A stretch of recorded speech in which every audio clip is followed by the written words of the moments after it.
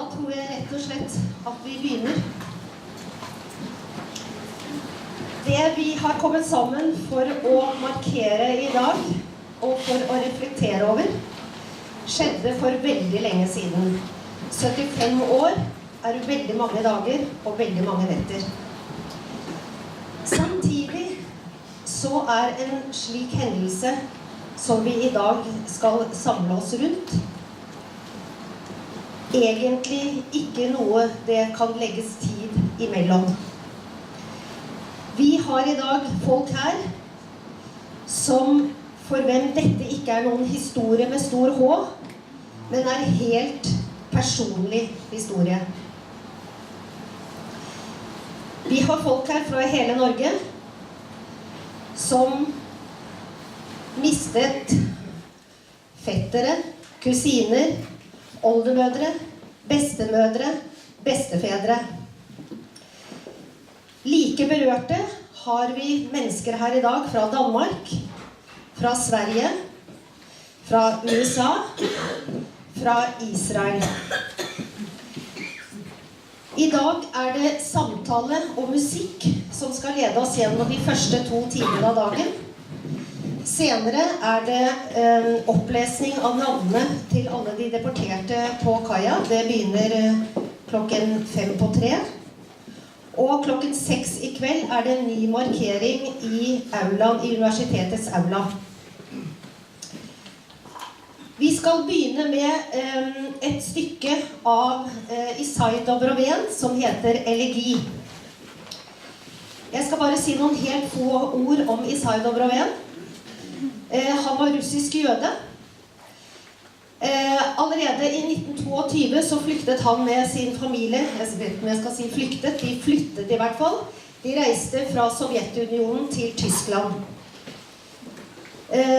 I 1927 så ble Issay Dobrowen sjefsdirigent for filharmonien her i Oslo. Det var han i flere år, mens han fortsatt bodde i Tyskland. I 1934 så flyttet hele familien, og da skal vi heller si flyktet, selv om han var blitt norsk statsborger da, til Norge. Issay tror jeg tenkte på seg selv som russer først og fremst, det gjorde også hans kone. Men han var helt klart jøde, og han visste mye. Og i 1941 så ble han da gjestedirigent for Kungliga Teatern i Stockholm. Det var selvfølgelig klokt gjort, slik at Issay Dobrowen var da en av de norske jødene som overlevde det som skjedde her. Jeg skal bare si at det er ikke derfor vi spiller han, men han, Issay Dobrowen, er da også oldefaren til mine barn, mine sønner Kjetil og Erlend. Da gir jeg pianoet til Trond Lindheim.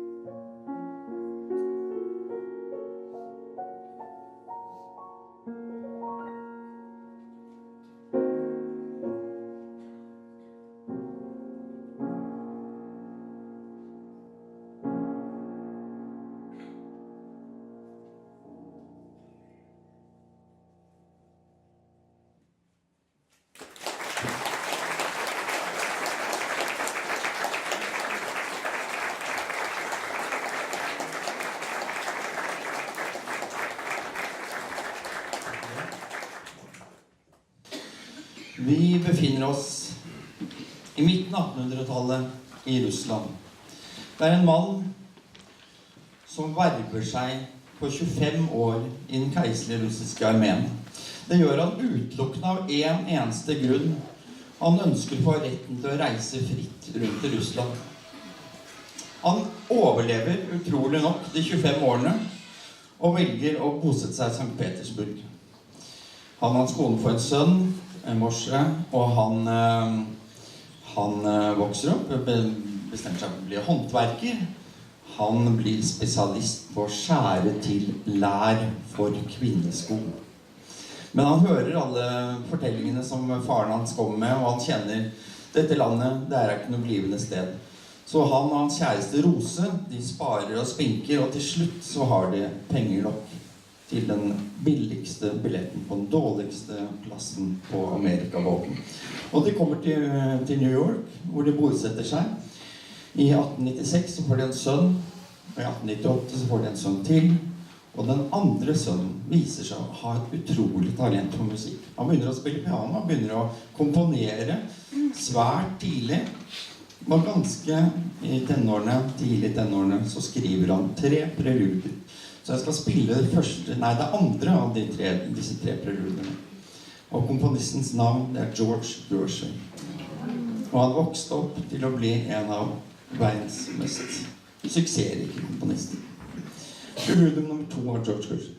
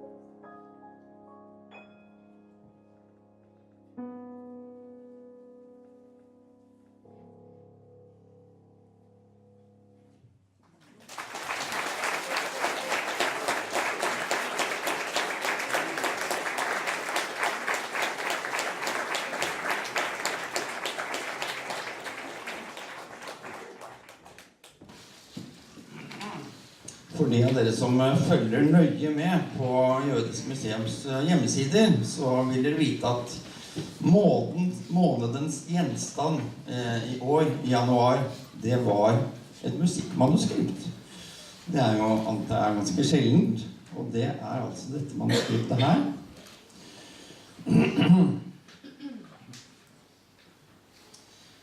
På forsiden her så står det «Tilegnet min gode venn og kollega Per Johannessen». Og det sønnen til han som dette stykket tilegnet, Per Arne Johansen, som leverte inn dette til museet. Og videre så står det «Variasjoner over en polsk gammel skjemtevise for klarinett, variasjoner for klarinett og piano av Jac Maliniak». Og Jac Maliniak, han var fra Warszawa. Han utdannet seg på konservatoriet der, innen direksjon, altså kunsten å dirigere og spille fiolin. Og etter første verdenskrig så dro han til Norge sammen med sin kone og bosatte seg i Trondheim. Og der ble han veldig betydningsfull for byens musikkliv. Han underviste, han dirigerte, og han stiftet også Hotell Britannias første kapell. Han ble kapellmester på Hotell Britannia i Palmehagen.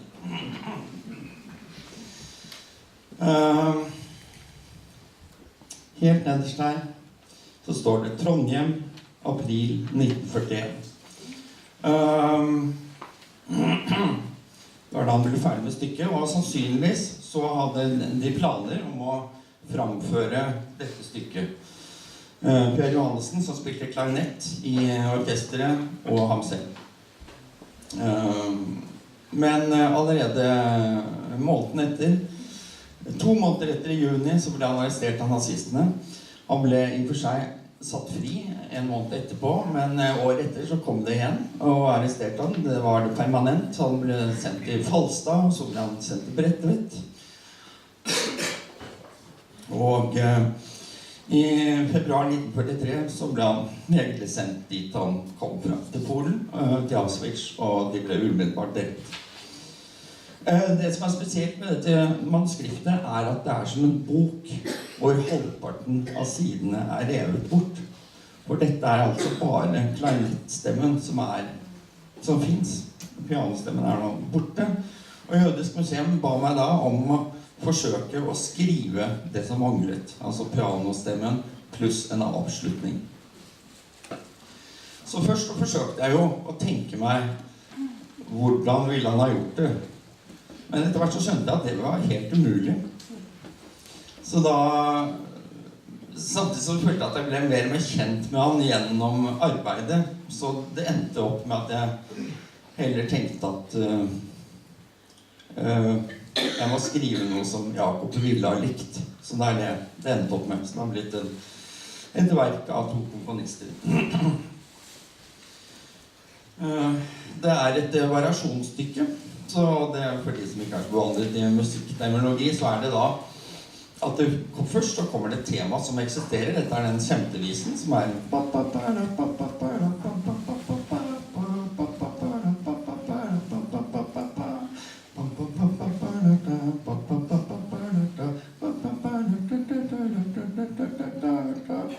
Så når man har hørt den melodien, som en drikkevise, som faktisk, det kan være en av grunnene til at jeg valgte dette temaet.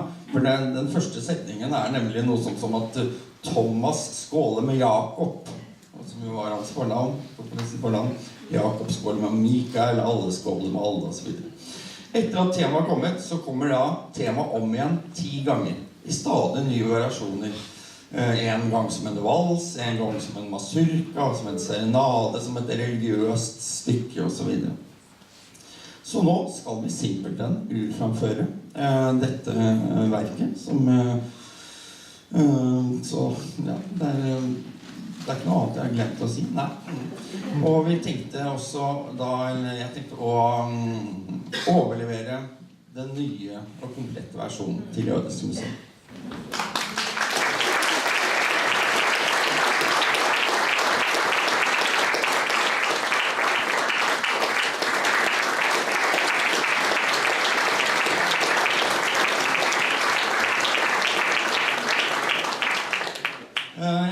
si at i sterk motsetning til Jac Maliniaks grusomme og triste slutt på livet, så verket han skrev, det livsbejaende og full av lekenhet og utadvendt, sånn at dere bare klar over det. Og vi må jo ha en clarinetist da, med, og da har jeg fått min gode venn og kollega, jeg vil si stjerneklarinetisten Olav Bakke, til å komme opp og framføre sammen.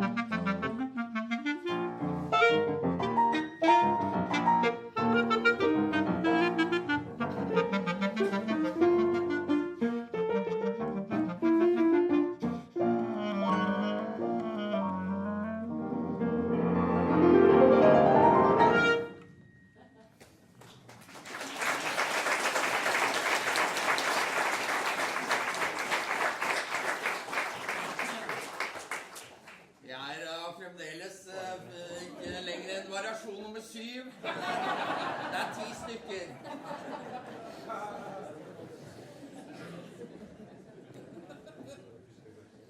Ja, det jeg som begynner.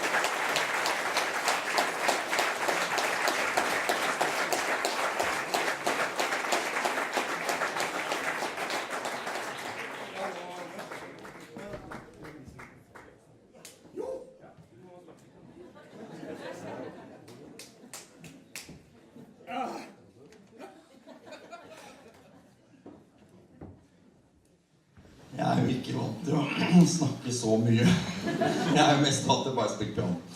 Da skal vi avslutte hele denne økten her med et siste stykke, og det er av Robert Starer. Han var født i Wien i 1924, og da Anschluss kom i 1938, så reiste han til Jerusalem og studerte ved konservatoriet i Jerusalem.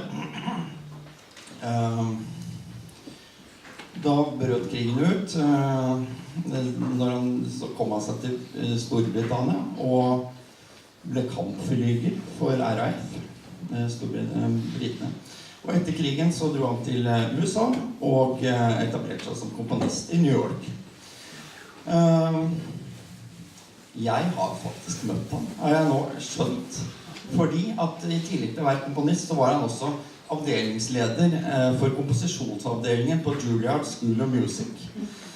Og det var han også i 87 og holdt da, eller 89 mener jeg, når jeg var og gjest det året, eller var gjest hos dem det året, og da holdt han åpningstalen, husker jeg, når vi kom. Så da skal vi altså avslutte det med Robert Starer, første sats fra klarinettkonserten hans. Klarinettkonserten heter Kli Zemer, og første satsen har også navnet Bønner. Og så, dette er også sammen med Olav.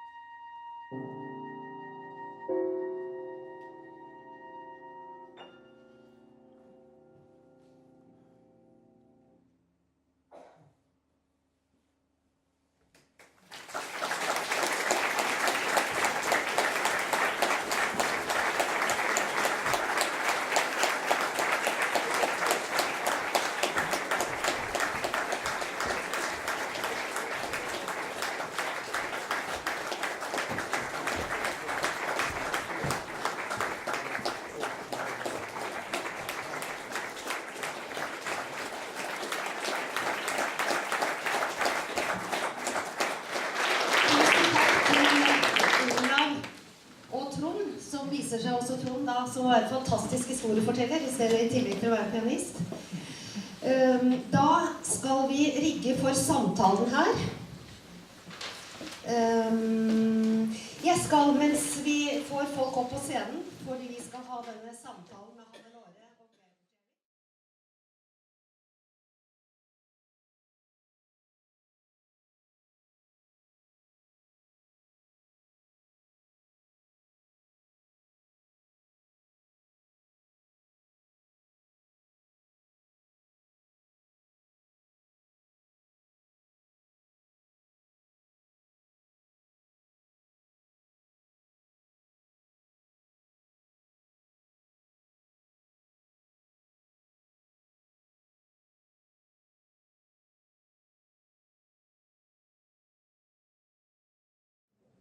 Okay.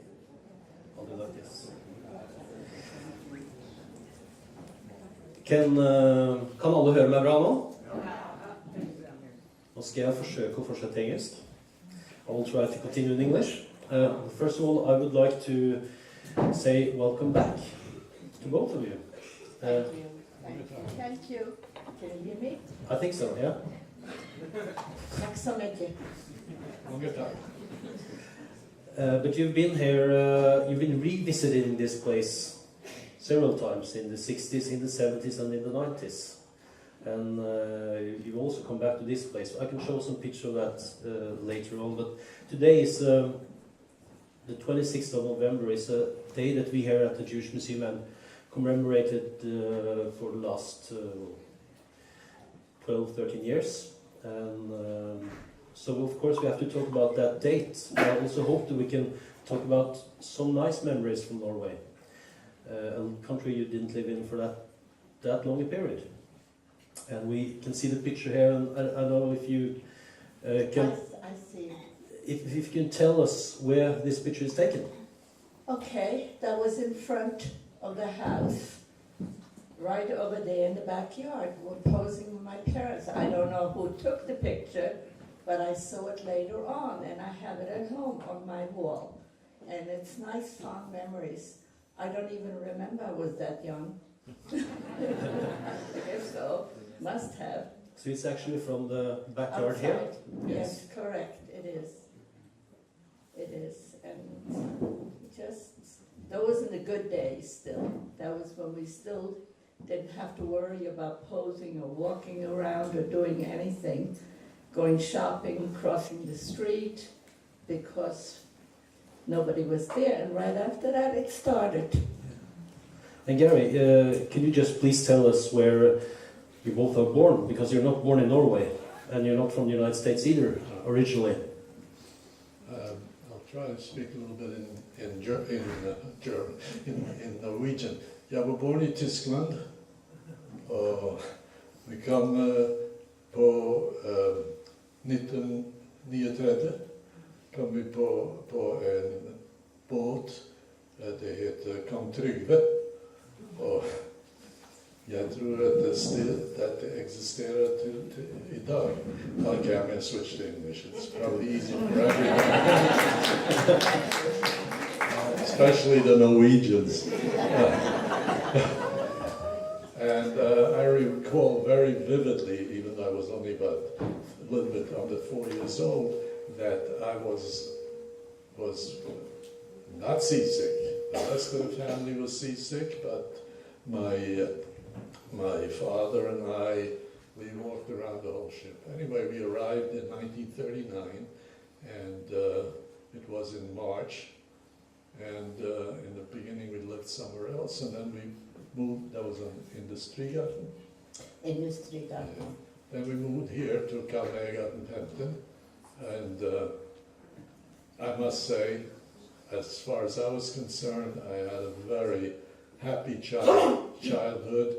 I was 4 years old, and had a good friend in the building. My best friend was Leif Moritz. And But Hanne-Lore, can you tell us a little bit of what you remember from Germany? Because you were from Bavaria, and Yes. the actual house you lived in was joined together with the synagogue, wasn't That's it? correct, it was, and my father was the cantor, and he was, I think he did everything. I remember there was a big garden around it, fields around it, and everything was, it was okay, we lived. My father was also the shochet, but only for, the chickens, not for the big. And I remember he had a hard time, and I remember how my father used to be. He was also the transit teacher. He used to go to the neighboring places, and he used to teach children there. Matter of fact, later on in the United States, in New York, I met some of the children, the girls that he had taught, became friends for a short time. But what happened, I remember when they came, when finally they took the men, they took my father and all the men, and they put them they collected them and they put them in a place that was called Hofheim. There was later on I found that was actually a place where they made brushes, paint brushes. But at that time when I was a small child, I saw it was a big wall around me, saw all these, including my father with shaven head like the real criminals. And my mother was able, my father's brother was the chief rabbi of Norway, Julius Samuel. So she quickly, they put my father in Dachau from Hofheim, and my mother, after Kristallnacht, we were hiding when they came and they plundered our homes and everything. I was a small child. And I wasn't, first of all, I have to mention, I wasn't in the German school very long because they used to hit me, and when my parents went to complain to the teachers, they said, no, we can't do anything, take her out. So I actually did not go to school more maybe than a couple of months. And finally, Kristallnacht, we had some good Gentile friends because my mother was, after all, the cantor's wife, and she'd help them whenever there was a problem. They used to come and ask her to please help her, what should they do? And they saved our house. They saved, the synagogue was smashed through, but our house was safe because our neighbor said, that belongs to I bought it, it's our house. So then after that, my mother, after Kristallnacht, we went in hiding, my aunt and another woman and my mother, and they took us. And my uncle was a baker, so we climbed up and we were hiding, and so they shouldn't find us. And I had been falling asleep. I guess I was very relaxed, and my mother said no. We went to a small opening in the wall, a small opening, we hiding over the bake oven. That was the old one. And my mother dragged me, even though I guess I must have been a good sleeper in those days. I'm not anymore, but okay. So my aunt said, leave her there, nothing's going to happen. But the next morning we were hiding. We noticed that the bed that I had slept in was chopped through. I don't know if they would have chopped me too, but maybe, who knows what they did. So anyway, my mother got she ran to the embassy to get papers, because in those days you can still get the men out of concentration camp, however you could say, if they had a place to go. So she quickly contacted my uncle, Rabbi Samuel, and he went, and I think he was friends with Triglav Lee, and he was with the Nansen. They helped us escape, and they got our father, he came out of the concentration camp, and we came to Norway. But Gerry is younger than you, and this is the only picture actually I have now from a little blurry, but this is from Germany. Yes. Yeah. That's about it. And can you? I really don't have any memories from Germany. My memories basically started in Norway. And on the boat ride. Especially the boat ride.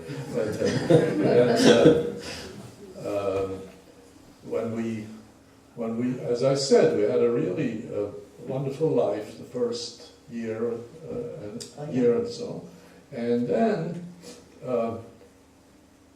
one very, very eventful evening. I was put to bed. Actually, it was pretty late, and I looked through the keyhole, and I saw my mother had baked cakes and put presents out, and it was just wonderful. And then in the middle of the night, I heard fireworks and lightning and bombing. Sounded like, I said to myself, this is all in my honor. It happens that my birthday was April 9th. So it's the fifth birthday. Yes. Yeah, I'm telling you, it was just an experience. Then my mother took all the cakes, plopped them together. The presents, I think she left there. And we fled from Oslo, till we went right outside of Fornebu. We went first downstairs to be safe, because we had to go down, because in the cellar. But I think we didn't stay there too long. My mother took my brother's birthday cake, and when we saw the rats, because there was a cross in that building there, so the rats running around, my mother wasn't really too much of a friend. We didn't know what it was, but we decided to go up. But Fornebu wasn't actually the best place to go on 9th of April. That was later on. Then they evacuated the whole city. They said we have to evacuate because Oslo is going to be bombed. So, but it was never bombed. It was just, I don't know what they were trying to do. I just want to show you also, because we don't have that many pictures of your childhood, but we have actually in this museum, we had an exhibition here in 2006, I believe, about your uncle. So we then collected a lot of pictures from his children, which none of them are alive anymore. Julius Samuel came to Norway in 1930, first as Rabbi of Oslo and then as a chief rabbi of Norway, and he was young. He wasn't he was 29 or 28, I think. Right. Yeah, and here with his wife. And actually, we have a lady here at the front who's almost 103 years old. Sorry for saying so, but you look much younger. And you should see her mother. Yes, she was actually wed by Julius Samuel in 1938. So there's still people who remembers him here in Norway, and I think he was very popular. And this is from their journey over to Norway, and also if people can read what's the first winter in Oslo, 1930. So you can see a very young couple. I just put on a lot of pictures here because I couldn't choose which to take out. Yeah. And here's actually, I guess, coming to Norway, a rabbi has to learn to swim. But anyway, you mentioned the boat. And you actually sent me a picture of the boat because you managed to get hold of it and you remember it as a very big boat. But your new father wasn't seasick, but Hanne-Lore and... You have to mention that. Okay. I was very seasick. And my mother, I both were very seasick, and my father and my brother, they made fun of us. They thought it was the best thing, Hanne-Lore and Mama. But we made it. It was better to get out and be seasick than to be out there and finished. But we were, so we had a really, everything was wonderful, and we went to Industrigat, and that's where we got ourselves an apartment. that used to be my uncle's old apartment up there and was right on top of Barnhammond. You know, with Nina Husfold, and we stayed there for a little bit until my father was able to come over here. We moved here.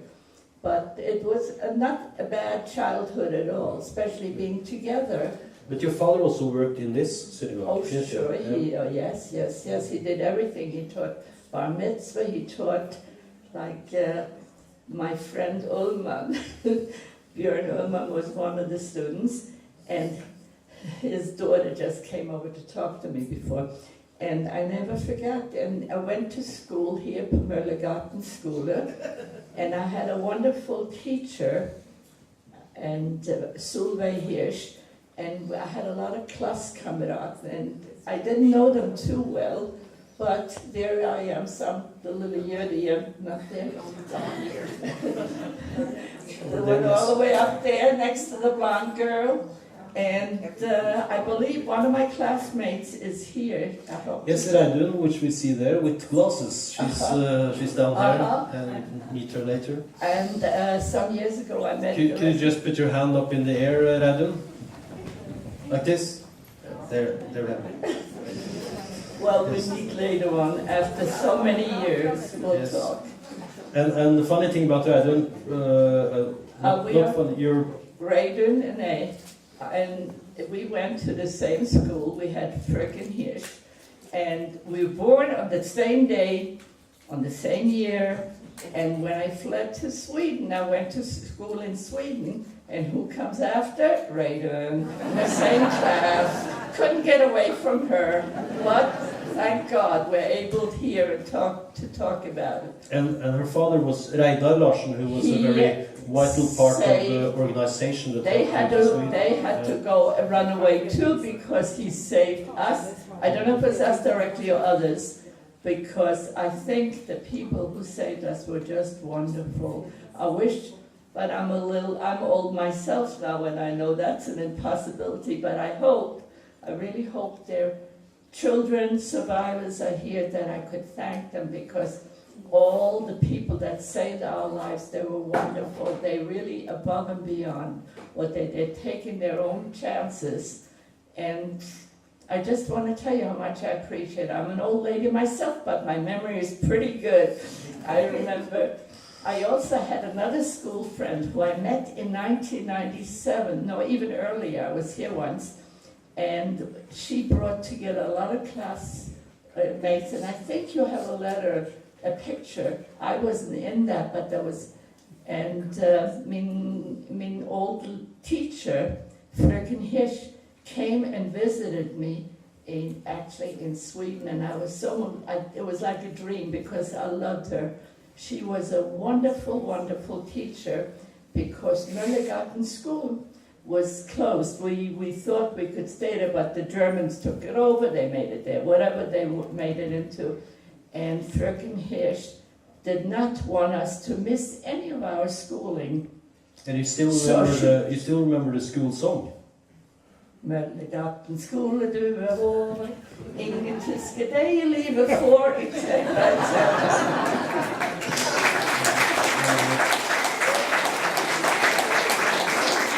So, I know a lot of things. My memory, even though, like I said, I'm not a youngster anymore, but I think my memory is really the best part of me. My legs might not be strong, but my head is still working.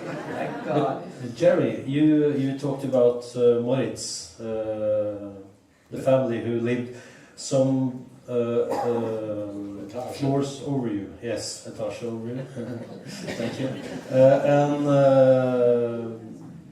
he was deported together with both his brother and mother and father, but you played with him a lot. I played with Leif. He was really my best friend. And we did a lot of nice things together. We played tricks on my poor sister mostly. All the time. So it was I don't want to go into the details. No, okay. No, we really had a nice time. We played and we did things like we slid down the banister. Skriv på rekkverket. Yeah. And I wanted to show off naturally, so I went all the way up to the 5th floor. And I slid down, and by the time I got to the 3rd floor, I fell off, but luckily not to the inside, otherwise I wouldn't be talking to you now. And I rolled down about 3 flights of stairs, and I got a huge bruise on my ear, and then I busted my nickelbene. Yeah. And 2 weeks later, when I was healed, my cousin Esther Samuel, she came to give me a little bit of, visit and make me feel good. So she took me on her shoulders, and she managed to drop me, and I broke the elbow.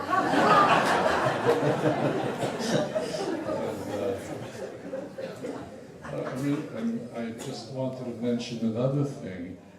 This, as you know, used to be a synagogue, and I came here on Friday nights. I was the only little boy. The reason I'm thinking of it is because Friday night, this past Friday night, we were in Bergstein, and we had our prayer there at night, and when the Chazan made Kiddush, there was a nice group of children there that all got the cup, and they were drinking grape juice. And I said to myself, this is really not exactly the way it used to be. When I was there, here in this synagogue, Friday nights, I got a cup of wine from Chazan Bud, was the cantor. He gave it to me, and I was the only child there. I drank a whole glass of wine for a week. For years. I never understood why I was always busy on Friday nights. Finally I understood. Anyway, I love this whole area. We had such a really good time. It was for the first. Yes. And then suddenly things changed, and Could you tell a little bit about how when we come to the autumn of 1942, because you did see Germans marching in the streets. And I most certainly did. Yeah. And I said, also, oh my goodness, from the ashes into the fire. I think about it. And being that I spoke fluent German, and I learned Norwegian very quickly. I love languages. Maybe now I don't pick them up as quickly, but I know a little bit of everything. But in those days, because I went to school, I had to learn Norwegian. The Germans used to see me on the street, and they knew, and the girls too. So I had to be the translator. When they wanted to go out on dates with these girls, I had to translate it. So that wasn't such a nice feeling. They didn't bother them at that time that I was Jewish, as long as I was able to be the middleman or middle person between these two to make dates. And I remember everything. I remember how we used to stay, like all the good Norwegian used to have to stay in line, i køen, to get the different, and it was cold, believe me. People used to stand in line, and they used to put paper underneath their clothing just to stay warm while they stood in their Beksomstøvler at the time, with all their clothing, and they used to stand in line and waiting for the ticket, so that because you had to stay and get tickets the night before in front of the stores, and the next day, so we got the ticket, we took turns, my parents, all night we had to stand in line. So very, very often when my parents came to pick up the groceries, there was nothing left, butter and everything was gone. And I used to see the freight trains, because I can read German, and it said on them, frische Fische aus Norwegen, so fresh fish from Norway, and we had nothing. We had to have the cod liver oil, or what do you call it in German, Lebertran. That's what we lived from, and believe me, and I know my friend across the street, matter of fact, she's still alive, the daughter, her mother used to fry whatever fish or whatever was in that cod liver oil, and it's That smells Yeah. I can still taste it. And but we made it. We were Norwegians. We didn't feel like we were anything special, and we had a wonderful childhood in the beginning out in Oslo National Svaberg. That's where my uncle had a summer place. We played and we picked berries and we went to the woods and we had mushrooms and berries, and I knew everything. My cousin Esther and I, we were good friends. It was a little age difference, 2 years, but I got her, and that was and my aunt Tante Yeti used to swim in the fjord, and sometimes she used to have us on her back, and there was a fishing village there too, and I used to see they came in with a fresh mackerel. We used to stand, and sometimes I thought Oslo Fjord is so big, to me it was like an ocean when you're a child. I used to borrow a boat, and I used to take that boat and I used to row out myself, like to the other side. It was fantastic. And then there was Ramtomsholmen was out there too, not far from us. I remember all those things. And Gerry, you also, as a child, managed to differentiate or see the difference between both the Germans and the Norwegian Nazis. The difference in the uniform was also for you as a kid. Very much so, but I mean, I was sort of oblivious to the dangers, and I would stand very often, you know, when there were parades going by, and one day in particular I was playing in the gutter of I had like a little sailboat or something, may have been rain, and being that I have always been sort of oblivious to things, I was just playing, and all of a sudden a troop of Germans passed by, and one of the captain or the leader of the troop patted me on the head, and he said, "Ach, du kleine Israel." You know, I was probably one of the few dark-haired people in Norway. So I clicked my heels together and made a Nazi salute and said, "Heil Hitler," and the entire troop burst out laughing. You know, this is what we were sort of indoctrinated to feel and think. Right. I never forget how my cousin Elchanan almost ran in to my aunt and said, "Tante Martha, Tante Martha." His name was Günther in those days. We changed it. No, I changed it. You changed, yeah, he changed it. So he's Tante Martha, Tante Martha. Günther was just standing out and said, "Heil Hitler." I remember that. But your father, he to get away in the fall of 1942, to manage to not be arrested, he managed to be. They took him to a hospital. And gave him a sort of false operation. It was a real operation. Yes, it was an unnecessary operation. Unnecessary operation, and so he stayed in the hospital longer than we did, longer than we were in Norway. What do you remember from the day you left Kalmargotten? Again, I recall that we were told, and my sister can probably go into more detail, but we were told that that night they were going to round up Kalmargotten 15, and my mother very quickly packed up whatever we had already prepared before. My sister, really, God bless her, she went up the stairs to every floor and warned everybody, because they were not as aware of our contact with my aunt had more contact with the underground. So we were aware of the fact that that night they were coming. My sister went from door to door and told everybody to get, all this information, to get out and flee. And unfortunately, as you see on one of the tablets there, that most of the people from the building did not make it. Yeah, that's also a special thing. I mean, you went to Norway and you lived in this building where most Jews in Norway were arrested. Yes. 19 out of the 28 living there Yes.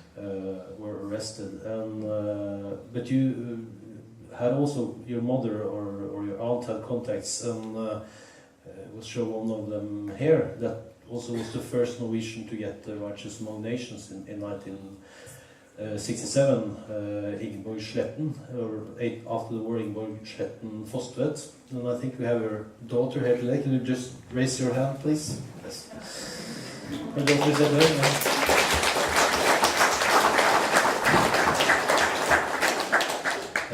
And she actually came and took you out of this building, out of Kammergaten, to one safe place, and then later on you were moved again.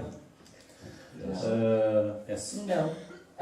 Actually, what happened was when my mother heard the news, she had packed a suitcase, but we were sleeping. She put over, we had our pajamas on, put coats, and Mama said, we can take the trolley car and go to, she got in touch with Tante Yeti.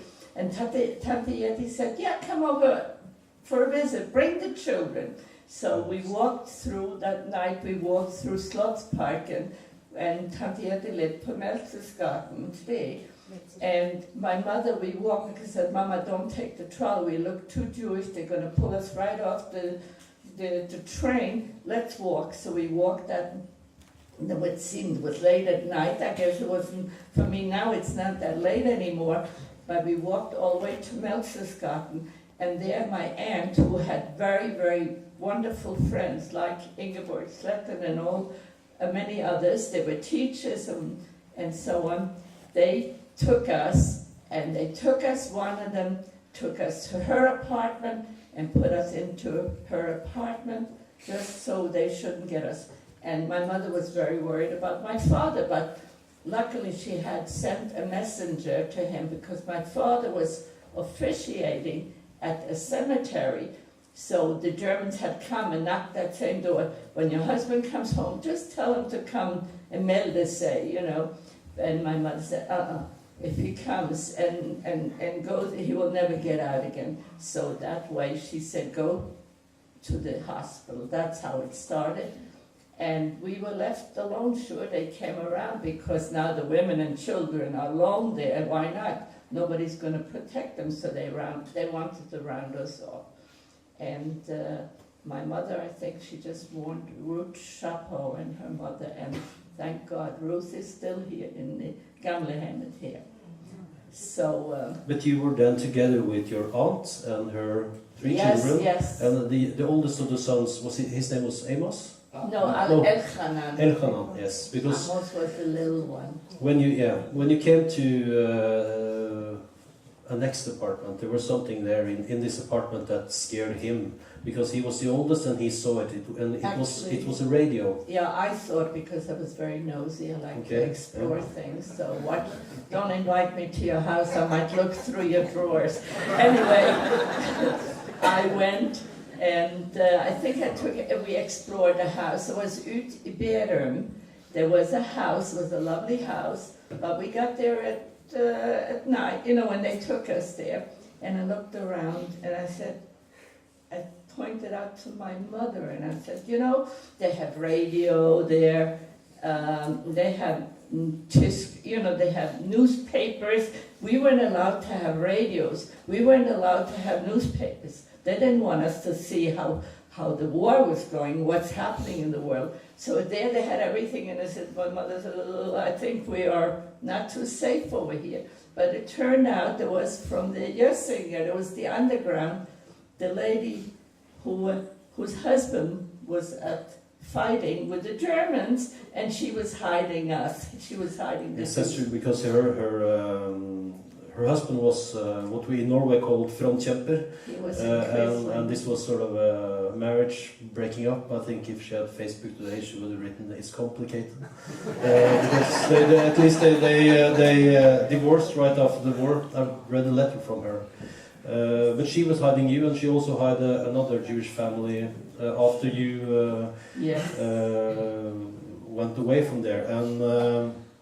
And just because we also have to speed up a little bit, I'll just show you also that you then were amongst many who came to the nursery of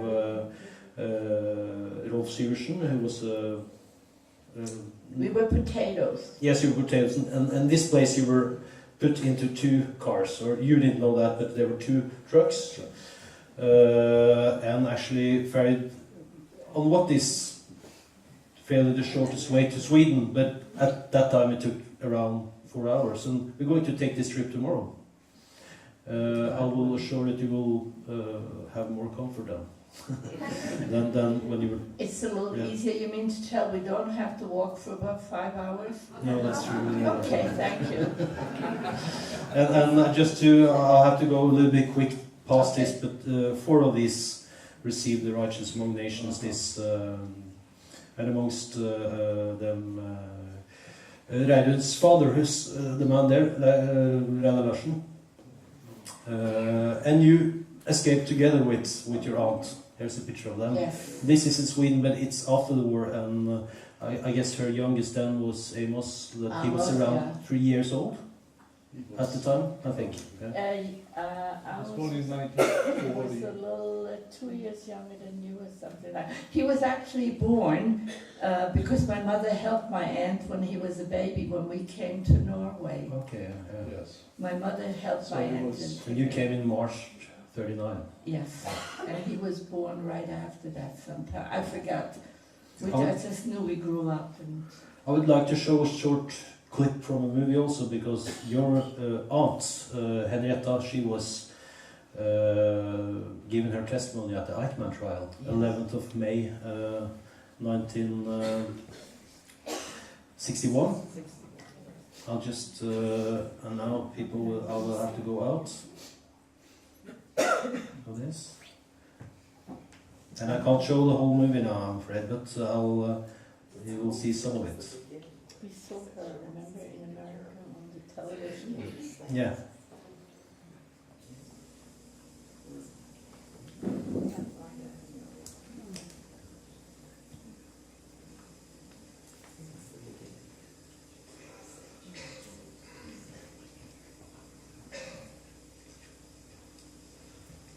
Ms. Bach's questions. Samuel, afgeladen in Berlin. Mr. Bach, Mrs. Samuel, you were born in Berlin.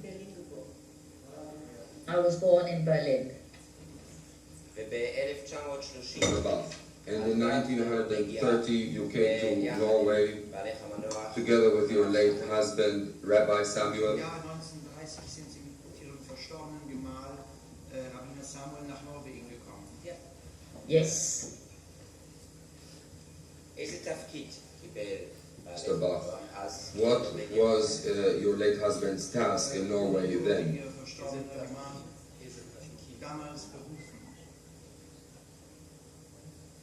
Mein Mann wurde als Rabbiner nach Oslo berufen im Jahr 1930. My husband was called to act as rabbi in Oslo in 1930. Mr. Bach, wasn't he actually appointed as chief rabbi for Norway? Wurde als Rabbiner berufen und im Laufe seiner Arbeitszeit als Oberrabbiner. Hat als Oberrabbiner amtiert. He was called to officiate as rabbi, and after a time was appointed chief rabbi. Mr. Bach, what happened? Das ist ein Radioapparat, hier wohnen Narzissten. Ich musste ihn beruhigen und ihm erklären, wenn Inge uns hierher schickt, dann habe ich Sicherheit. We were then put up out of Oslo in an empty villa. My son was 10 years old, came back crying, "Mother, we cannot stay here, there's a radio set, there must be Nazis in the house." I had to calm the child. If Inge sent us here, the place is safe. Wir waren dort 5 Kinder und 2 Erwachsene und wurden täglich von dem Stab, den Inge organisierte, mit Lebensmitteln und Kleidung versorgt. We were 5 children and 2 adults in the villa. And daily, the headquarters, organized by Inge, supplied us with our food and clothing. Just short, please. Die wir mussten uns wie Kartoffeln unter den Präsenten benehmen. Here she talks about when you Man durfte kein Wort sprechen. trucks. Die Kinder bekamen Schlaftabletten. Und man deutete ausdrücklich auf die Gefahr hin, wenn das Auto stehen bleibt unterwegs, wisst, das sind die Deutschen, die recherchieren. Lasst kein Wort von euch hören, ihr seid Kartoffeln.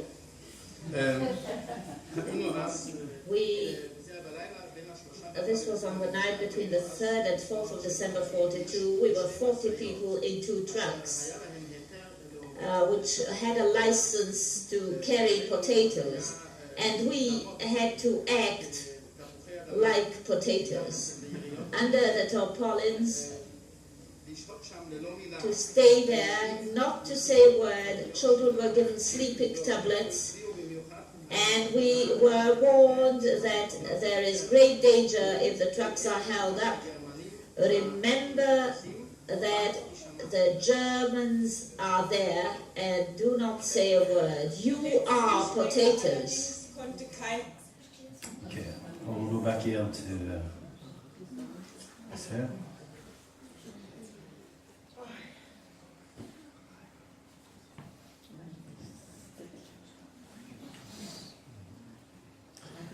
So, in Sweden, when you first arrived in Sweden, can you remember your crossing the border?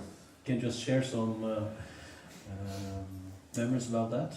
When we crossed the the border, border. of course. We came across in Värmland, and the first people that we saw were uniforms. So they said, don't worry, because we thought they were Germans. We did not know. They said, no, you're safe. We're in Sweden now. So, and the Swedish soldiers were wonderful. They took us, they went out of their bunks. It was early in the morning, and they said, you children have to sleep. I didn't feel like one, because I never had the sleeping pills. The other had, I walked across the border. So anyway, then they came the next day, and they put us on the train. We went to a place called Alingsås. Alingsås, there was a castle. It was an old castle, but I guess it was like an estate. And we went in there, and they were wonderful. The women in one room, the girls, and so on. And then from there, whoever had relatives in any place in Sweden, and my father had his other brother, you know, Uncle Julius' other brother lived in Stockholm. So, because at this point, your other uncle, Julius, the rabbi in Oslo, or chief rabbi in Norway, he was actually deported. Yes, so that was the whole thing. Now I want to tell you something very quickly. The underground, the Issay they were so wonderful over here, because my mother, when she, you know, he said, we're going to Sweden, she told one of them, I don't know if it was Ingeborg or one with her, said, tell Papa in the hospital that we are going to his brother. And my father thought, oh God, because, you know, Uncle Julius had been sent to... No, the other brother. So my father felt much better now, because he knew his other brother was in Sweden. So it was good. And what happened was, we went to Sweden to my uncle Ludwig, Uncle Vigge, we called him. We stayed, actually, they took us to a hotel first. And then one day, they said, oh, come over and visit us. But Uncle Vigge, you want me to tell? Oh, yeah, should I? Okay. So we went over. No, I don't want to take my brother if he wants to say something, because I know I can talk. Can have you sit here. If you have time, I'll sit here all day. But anyway, so somehow my father, in his new operation, I went into Martrummet. That's where they said, oh, come inside. And there was Papa in the bed. They had actually, the Jössinger had taken my father. He was newly, because at that time, first the Germans did not take anybody out of the hospital. And then later on, even though he had a surgery, which he didn't need, they took out the people with operation too. But they took my father, newly operated and everything, and he went the same way as we did. So it was amazing to see Papa over there. That was the best thing. So that's about, if you have anything to say that I didn't say, sorry about it. But you stayed in Sweden all the way till 1949? Yeah, we stayed in Sweden till 49, came to America, we lived in Jersey, and first we lived in New York, and in 1959 I met my beautiful bride, and then we made Aliyah. We went to Israel in 1995, and we have, thank God, a nice life there. We've been very, very happy there, and I don't know how much time we have, but I really would like to. I'll make sure you do that. I will just show you some pictures also, because I mentioned it when we started that you revisited a number of times. And this is your wife Beatrice in 1966, outside here. Yes.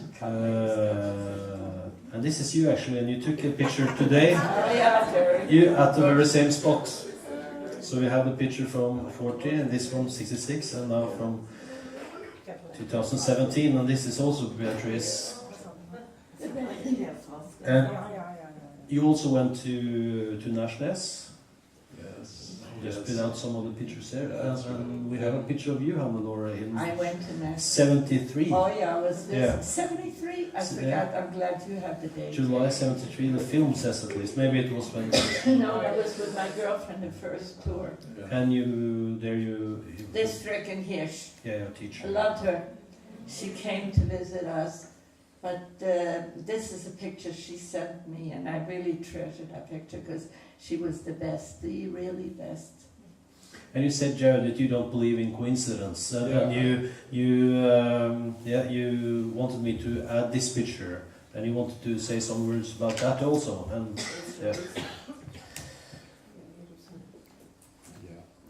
I vår religion det ikke noe som tilfeldighet. I'll say it for this part. One year in the 80s, we were visiting Israel, 80s or 90s, and we went to Yad Vashem. We walked. We were in a hurry, so we wanted to only see one of the latest exhibitions, the freight train that they had put in. And so we very quickly walked through it, and on our way out, Beatrice asked, do you think we can see we were on the Avenue of the Righteous, and she said, do you think that we can see where Ingeborg Sletten, her commemoration is, her tree? So I said, I hope so. I don't know, but we were in such a hurry that the moment she asked me, we looked down, and there it was. Coincidence. Okay. En annan gång var vi på en hovedgaten i Jerusalem, i närheten av vårt hem, och väntade på den årliga heligdagsparadisk, hedningen från hela världen för att hedra det judiska folk. Det är en väldigt emotionell tid, för dessa är människorna som verkligen älskar oss. De kommer under Sukkot holiday och har alla slags färger. Som vi såg på satt en äldre dam i full norsk folkedrakt där, vid sidan av oss. Jag var motvillig till att snacka med henne, men Beatrice äggde mig an. Så vi hade en fin snack. Hon fortalte oss att hon kom vart på år till Israel i många år. hon fortalte oss at hun hadde savnet forsamlingen og ville vente på hennes gruppe skulle få tak i den. Like da så vi en stor beredskap av nordmenn med flagger fra Israel og Norge.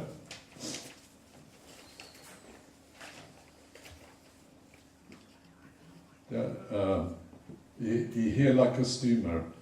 Så damen sa farvel og ønsket å bli med dem. Like før hun dro spurt jeg hva navnet hennes var. Spurte jeg hva hennes var. Hun sa Ingeborg Rød. Jeg fortalte henne det eneste andre Ingeborg som jeg kjenner ham was Ingeborg Sletten. And she, I have to change the English, she grabbed my hands and she said, I am Ingeborg's cousin. Så tilfeldighet tror jeg ikke. Hakol min hashamayim. Alt kom fra oventur. So we became friends and we had a very, for many years she came to us, but now all of a sudden we were not in contact anymore. I don't know whether she's alive or not. And that's the story. But I also just wanted to, I don't know where I wrote this, but I wanted to say one final thing. Yeah. No, this is important.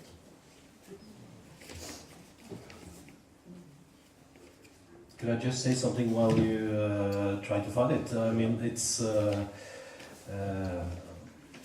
I know in your mother's family, virtually almost everyone perished in Auschwitz. Everyone. Yes, and also your father's family, we know, had loss. Yes, all his sisters got killed, and then of course Uncle Julius.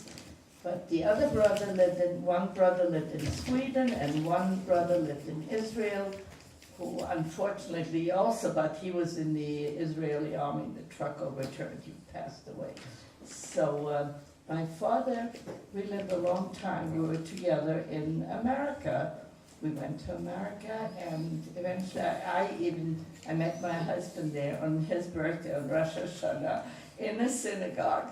It wasn't a synagogue, it was a private, and we were married 63 years, my husband and I. He just passed away last year. The day when my granddaughter got married, and I knew my husband wasn't doing so well, but my granddaughter's here, my other granddaughter, my children are here, my son's children are here with their spouses. It's actually altogether there are 10 of you here. They came specially from America to be with their grandmother and see how she grew up, a little bit. And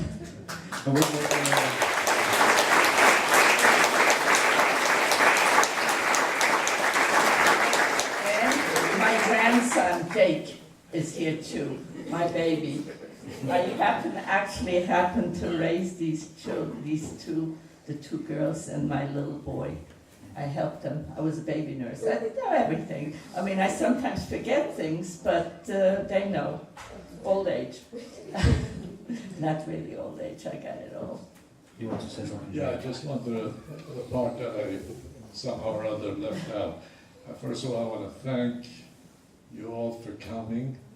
I want to thank Google for helping me translate to perfect Norwegian. I want to thank my family, my wife, my daughter, my son-in-law. I want to thank Rabbi Melchior, who was very helpful. I want to thank Toril and you, Mats, and Christina. Anita. And I also want to thank I want to thank you all for coming, but most of all, I want to thank, and I'm sure my sister agrees, all the people that are not here today who helped us. Thank you. He's giving us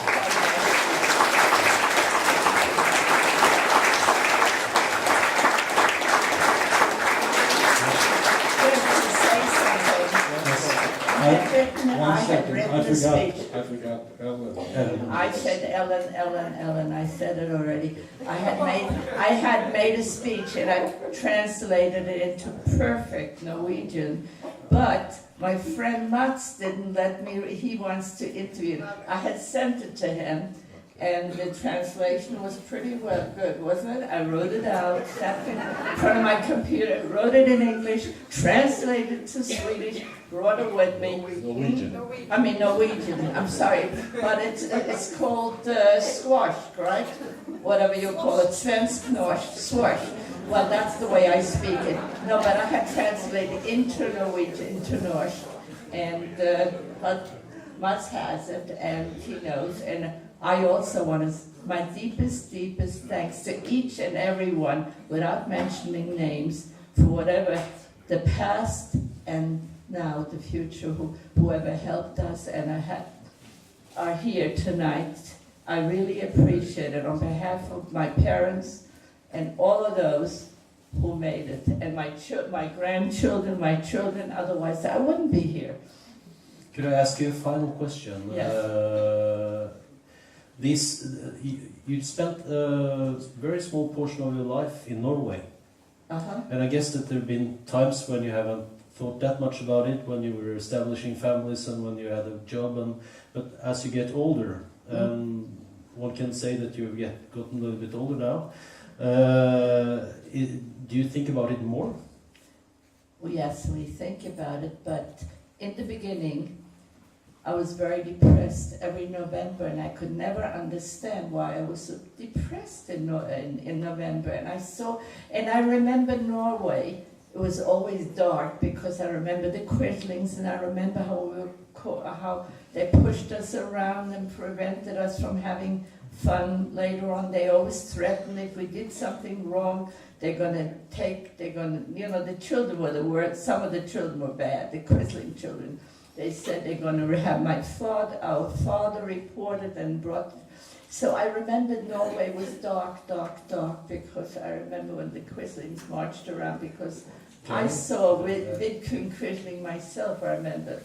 But as I went, I came back a couple of times, and I took a fjord tour twice. Once with my best friend, that's where you saw a picture, where I'm standing here. And then we went up, we took a nice fjord tour. I wasn't too long here in Oslo. And then the next fjord tour we took with a group when my husband was alive, and that when I saw things were getting lighter already. So I don't remember Oslo so dark. How about you, Gary? Thinking about this? Jag ska aldrig glömma, jag vet detta landet. We know how to string it too, if everybody's I have really, all my memories that I can conjure up are good. And I think about what people have done to risk their lives for us. We're going down to the harbor in not that long ago. You're going to read the name of your uncle, and you're going to read the name of your childhood friend. Yes. I have 10 names that they gave me. Yes. I would like to thank you all very much for managed to convince you to come here. I know it was a long trip and you were up very early, and you're going to be up very early when you leave also. Yes. Thank you very much. Thank you.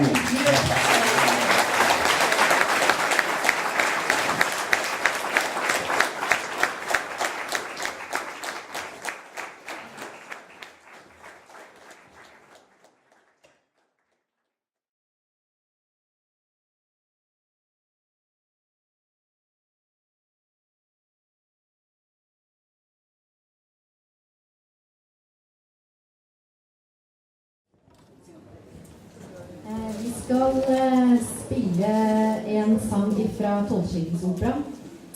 Og den heter What Keeps Mankind Alive.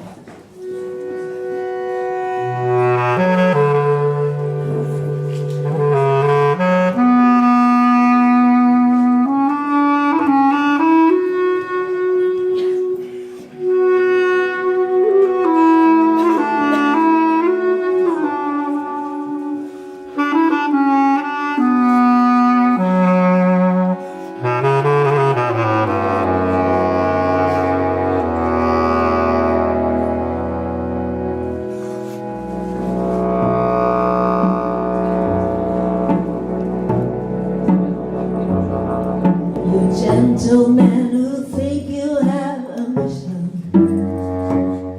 to purge us on the 7 deadly sins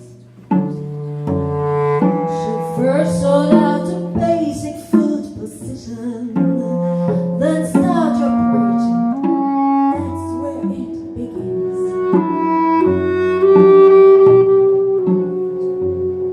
You ought to preach restraint and watch your waist as well. Should learn for once the way the world is run. However much you twist, or whatever lies that you tell. Food is the first thing, morals follow on. So first make sure that those who are now starving get proper helpings when we all start carving.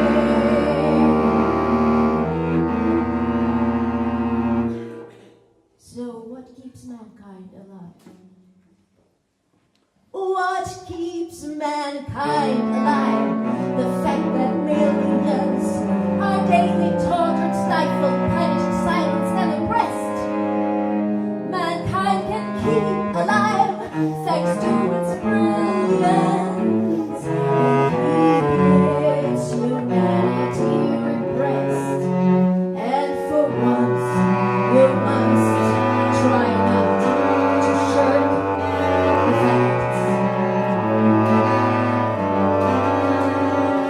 Mankind is kept alive by bestial acts.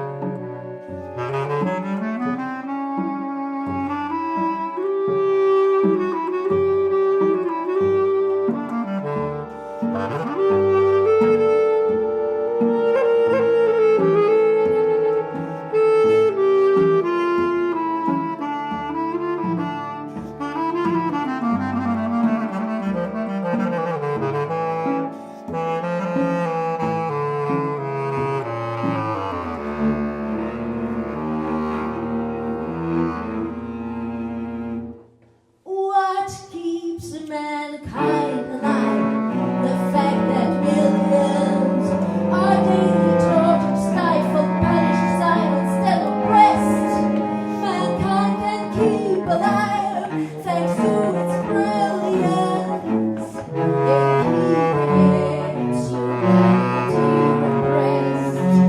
And for once, you must try not to shirk the facts. Mankind is kept alive by bestial acts.